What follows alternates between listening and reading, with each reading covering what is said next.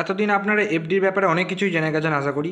বিভিন্ন ব্যাংকে বিভিন্ন রকম উদাহরণ, কত টাকা রাখলে কত রিটার্ন পাবেন, কোন কোন ব্যাংকে কত সুদ দেওয়া হচ্ছে, ম্যাক্সিমাম কিন্তু এইসব নিয়েই বেশ কিছুদিন ধরে ভিডিও কিন্তু আমাদের বানানো চলছে। ঠিক সেই রকম আজকে আমরা ভাবলাম যে স্টেট ব্যাংক নিয়ে বানানো যাক। তো স্টেট ব্যাংকে মোটামুটি আমরা একটা উদাহরণের সাহায্যে দেখাবো আপনারা কত টাকা রাখলে মোটামুটি কত টাকা রিটার্ন পেতে পারেন। কারণ স্টেট ব্যাংক এমন একটি ব্যাংক যেটা গ্রাম হোক বা শহর, প্রায় প্রত্যেকেরই ম্যাক্সিমাম জনেরই কিন্তু স্টেট ব্যাংকে অ্যাকাউন্ট রয়েছে। তাই স্টেট ব্যাংকে যদি আপনি এফডি করতে চান বা স্টেট ব্যাংকে এফডি আপনার যে টাকা সেটা ফিক্সড ডিপোজিট করতে চান স্টেট ব্যাংকে, তাহলে কত টাকা রাখলে কত রিটার্ন পাবেন সেটা আমরা আজকের এই ভিডিওতে আলোচনা করব। এবং আপনারা কিভাবে কত রিটার্ন পাবেন ক্যালকুলেট করবেন সেটা তো আমি দেখিয়েই দিয়েছি, আপনারা গুগল থেকেও সেটা কিন্তু বার করে নিতে পারবেন। আজকে আমরা একটা অ্যামাউন্ট সেটা দেখিয়ে দেবো, সেখান থেকে আপনারা কিন্তু মোটামুটি কত একটা রিটার্ন পাবেন সেটা আন্দাজ করতে পারবেন। তো চলুন ভিডিওটি শেষ পর্যন্ত দেখুন। তো চলুন ভিডিওটি শুরু করা যাক। তো শুরুতেই বলে রাখি, এখানেও কিন্তু সেম, এখানেও কিন্তু স্টেট ব্যাংক আপনাদেরকে 7 থেকে 10 বছরের, মানে 7 দিন থেকে 10 বছর পর্যন্ত একটা ফিক্সড ডিপোজিটের মেয়াদ আপনাদেরকে অফার করে। এই 7 থেকে 10 বছর মধ্যে আপনি কিন্তু আপনার ফিক্সড ডিপোজিটের টাকা রাখতে পারবেন। শুরু হচ্ছে 7 দিন থেকে, ম্যাক্সিমাম হচ্ছে 10 বছর। এই সময়ের মধ্যে আপনি কিন্তু এখানে যে ফিক্সড ডিপোজিট করতে পারবেন আপনার টাকা। এবং 7 দিন থেকে 10 বছর মেয়াদে সর্বনিম্ন 3% থেকে সর্বোচ্চ 7% পর্যন্ত সুদ অফার করে স্টেট ব্যাংক। অর্থাৎ 3 থেকে 7% পর্যন্ত সুদ কিন্তু আপনি পাবেন এই স্টেট ব্যাংকের তরফ থেকে। এসবিআইয়ের ফিক্সড ডিপোজিটের আকর্ষণীয় বিষয় হলো, এক্ষেত্রে সিনিয়র সিটিজেনরা সমস্ত মেয়াদের ক্ষেত্রেই 0.50% বেশি সুদ পাবে। অর্থাৎ এখানে কিন্তু ব্যাপারটা কীরকম, মনে করুন সাধারণ নাগরিকরা যদি ফিক্সড ডিপোজিট করে, কথার কথা বলছি 5 বছরের জন্য করলো, সেখানে 6.5% সুদ পাচ্ছে। তাহলে সিনিয়র সিটিজেনরা পাবে 7%, মানে 0.50% সবসময় কিন্তু বেশি পাবে সাধারণ নাগরিকদের থেকে। অর্থাৎ 2024 সালে স্টেট ব্যাংক তার গ্রাহকদের কত সময় মেয়াদের জন্য কত শতাংশ সুদ অফার করছে, হ্যাঁ, তার কিন্তু একটা যেটা আপনাদের জানতে হবে। তো 2024-এ কত এফডিতে কত কীরকম সুদ দিচ্ছে সেটা আমি আপনাদেরকে দেখিয়ে দেবো বা জানিয়ে দেবো একটা নতুন অন্য কোনো ভিডিওতে। আজকে সাধারণত এটা জানা যাক একটা উদাহরণের সাহায্যে, যে আপনি যদি 50,000 টাকা ফিক্সড ডিপোজিট করেন, ঠিক আছে, তাহলে আপনি কত মেয়াদে কত টাকা রিটার্ন পাবেন সেটা আজকে আমরা আলোচনা করব। তো প্রথমেই আপনাদেরকে দেখতে পাচ্ছেন যে যে মেয়াদি রয়েছে 50,000 টাকা যদি আপনি এখানে বিনিয়োগ করেন ফিক্সড ডিপোজিটের জন্য, তাহলে 6 মাসের জন্য যদি করেন, কথার কথা, তাহলে সেখানে সাধারণ নাগরিক যারা রয়েছে তারা রিটার্ন পাবে 50,875 টাকা। এবং সিনিয়র সিটিজেন যারা রয়েছে তারা পাবে 51,000 টাকা রিটার্ন। এরপরে রয়েছে 1 বছরের। 1 বছরের জন্য যদি আপনি করেন তাহলে সেক্ষেত্রে কত রিটার্ন পাচ্ছেন, সেই ক্ষেত্রে রিটার্ন পাচ্ছেন 53,488 টাকা।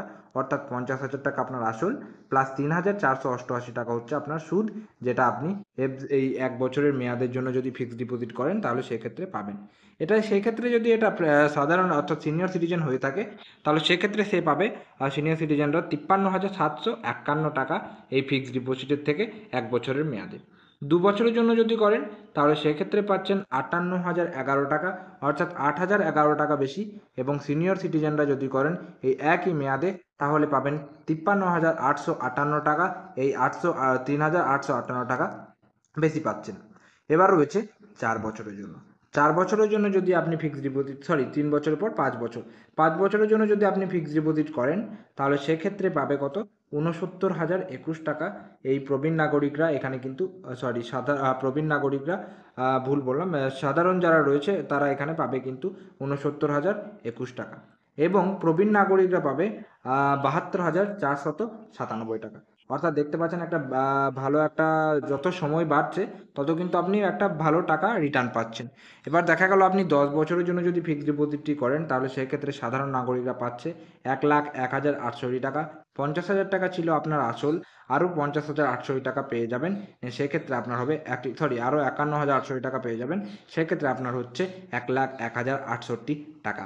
সেক্ষেত্রে যদি সিনিয়র সিটিজেন হয়ে থাকে তাহলে 1,06,158 টাকা কিন্তু সুদসহ রিটার্ন পাবেন ফিক্সড ডিপোজিটের মেয়াদের শেষের পর। এবার কথা হচ্ছে, আপনারা যদি জানতে চান যে 2024-এ এই স্টেট ব্যাংকের তরফ থেকে ফিক্সড ডিপোজিটে কীরকম কী সুদ দিচ্ছে, কোন মেয়াদের জন্য কত পার্সেন্ট সুদ দিচ্ছে, সেগুলো যদি আপনারা জানতে চান অবশ্যই কিন্তু আমাকে কমেন্ট করবেন। তাহলে কিন্তু আমি একটা নতুন ভিডিওর মাধ্যমে আপনাদেরকে জানিয়ে দেবো যে এই বর্তমান ফাইন্যান্সিয়াল ইয়ারে স্টেট ব্যাংক তার গ্রাহকদের জন্য এই নতুন যে ফিক্সড ডিপোজিট স্কিম রয়েছে, এই ফিক্সড ডিপোজিট স্কিমে কত পার্সেন্ট করে সুদ দিচ্ছে সাধারণ নাগরিক ও প্রবীণ নাগরিকদের জন্য। এবং এখানে আর একটা জিনিস বলে রাখি, আপনারা প্রত্যেকেই জানেন যে এখন প্রায় প্রত্যেকটা গ্রামে আপনারা সিএসপি দেখতে পারবেন স্টেট ব্যাংকের। শুধু গ্রাম কেন, শহর বিভিন্ন জায়গাতেই স্টেট ব্যাংকের কোনো না কোনো শাখা আপনি কিন্তু দেখতে পাবেন। এবং স্টেট ব্যাংক এমন একটা কমন ব্যাংক, প্রায় পরিবারের কারোর না কারোর এই স্টেট ব্যাংকে কিন্তু অ্যাকাউন্ট রয়েছে। তাই আপনারা কেউ যদি স্টেট ব্যাংকে এফডি করতে চান, সেই ক্ষেত্রে করার আগে আপনারা আগে দেখে নেবেন এবং যে মেয়াদে আপনি বেশি সুদ পাচ্ছেন সেই মেয়াদে কিন্তু আপনি করে নেবেন এফডিটা। অতএব এফডি যখন করবেন, একটা মোটা টাকা এফডি করবেন, তাহলে কিন্তু একটা 5 বছর বলুন 10 বছর বলুন, তারপরে একটা ভালো পরিমাণ টাকা কিন্তু আপনি রিটার্ন পাবেন লম্বা সময় পরে।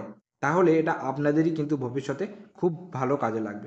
তো এটা আমরা উদাহরণের সাহায্যে দেখালাম একটা অ্যামাউন্ট, যে কত টাকা রাখলে আপনি কত টাকা পেতে পারেন। এবার আপনি যদি মনে করুন 60,000 টাকা রাখলেন, কথার কথা বলছে, আপনি 1,00,000 টাকা রাখলেন, আপনি 1,50,000 টাকা রাখলেন, তাহলে কত কী পাবেন? তাহলে সেটা সুদসহ আপনার ক্যালকুলেট করলেই বেরিয়ে যাবে। আপনাকে কষ্ট করে ক্যালকুলেট করারও দরকার পড়বে না। আপনি গুগলে সার্চ করবেন এসবিআই এফডি ক্যালকুলেটর, ওটা বলে সার্চ করে ফার্স্টেই যে লিঙ্ক পাবেন সেই লিঙ্কে ক্লিক করে আপনি কত টাকা রাখতে চাইছেন, সেই টাকার অ্যামাউন্ট, কত মেয়াদের জন্য রাখতে চাইছেন সেই অ্যামাউন্ট, তাহলেই ওরা ক্যালকুলেট করে বলে দেবে যে সুদ সময়ের শেষে বা মেয়াদের শেষে আপনি কত টাকা রিটার্ন পাবেন। ওরাই বলে দেবে, আপনাকে কষ্ট করে আর ক্যালকুলেট করতে হবে না।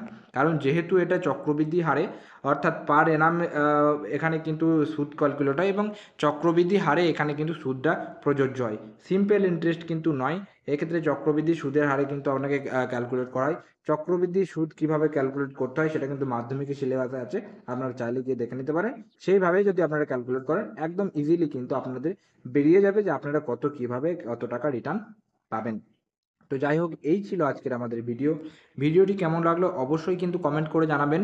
যদি ভিডিওটি ভালো লেগে থাকে একটা লাইক করবেন, চ্যানেলে যদি নতুন থাকেন চ্যানেলটিকে সাবস্ক্রাইব করে পাশের যে বেল নোটিফিকেশন সেটা অলে সেট করে রাখবেন। কারণ আমরা বিভিন্ন আপডেট সংক্রান্ত ভিডিও আপলোড করার চেষ্টা করে থাকি এই চ্যানেলে, যেটা সাধারণত আপনাদের কাজে লাগবে। এখন এভাবে বানাচ্ছি, পেমেন্টটা কন্টিনিউ পেতে থাকলে, এখনও পাইনি, ফার্স্ট পেমেন্ট পাবো কিছুদিনের মধ্যে। এই পেমেন্ট পাওয়ার পর যখন কন্টিনিউ পেমেন্ট পেতে থাকবো, একটা ভালোভাবে বোর্ড নিয়ে আপনাদেরকে কিন্তু হাতে কলমে বোঝাবো। এখন এভাবেই একটু মেনে নিতে হবে আপনাদেরকে। আমি কিন্তু একটা ভালোভাবে আপনাদেরকে বোঝানোর চেষ্টা করব, সেটা ভবিষ্যতে অপেক্ষা করছে। আমি যেটা আশা করছি, যদি সফল হয়ে যায় তাহলে কিন্তু একটা ভালোভাবে আপনাদেরকে বোঝানোর চেষ্টা করব। তো যাই হোক, এই ছিল আজকে আমাদের ভিডিও। তো দেখা হচ্ছে পরের কোনো ভিডিওতে। ততক্ষণ পর্যন্ত প্রত্যেকে সুস্থ থাকবেন, ভালো থাকবেন এবং এই ভিডিওটি একটু শেয়ার করে দেবেন সেই সমস্ত ব্যক্তিদের কাছে যাদের সাধারণত স্টেট ব্যাংকে অ্যাকাউন্ট রয়েছে। তাহলে কিন্তু তারা জানতে পারবে এবং এই যে এফডি ব্যাপারে একটু মানে জানতে পারলে কি হয়, তাহলে মানে একটু সাধারণ বেসিক নলেজটুকু আসবে আর কি, যারা জানে না এই অ্যাপটির ব্যাপারে। তো তাদেরকে একটু শেয়ার করে দেবেন। তো ধন্যবাদ, দেখা হচ্ছে পরের কোনো ভিডিওতে। ততক্ষণ পর্যন্ত প্রত্যেকে সুস্থ থাকুন, ভালো থাকুন, টাটা এবং ধন্যবাদ।